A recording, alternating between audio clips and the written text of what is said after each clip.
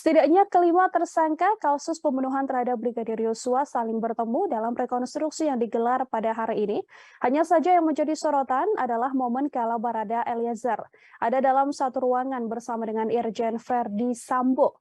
Meski dalam setiap adegan bersama Sambo, Barada Eliezer selalu diwakilkan oleh pemeran pengganti. Namun ada momen kala Sambo melihat Richard menjalani rekonstruksi. Dalam rekonstruksi yang digelar di ruang tengah rumah tersebut, ada momen Irjen Verdi Sambo menyaksikan Barada Eliezer yang sedang menjalani rekonstruksi di tangga rumahnya. Meski mereka pada akhirnya tak saling bertatap muka, namun terekam kala Sambo menyaksikan Barada Eliezer menjalani rekonstruksi, Sambo beberapa kali melihat ke arah Barada Eliezer, namun tak sekalipun Barada Eliezer melihat ke arah Verdi Sambo. Setiap adegan dalam proses rekonstruksi, Barada E selalu digantikan dengan pemeran pengganti. Setiap kali harus berhadapan dengan atasannya, yakni Verdi Sambo.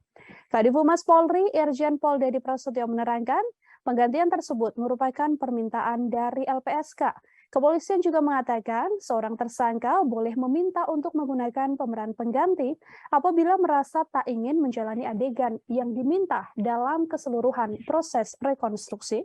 Terima kasih sudah nonton. Jangan lupa like, subscribe, dan share ya.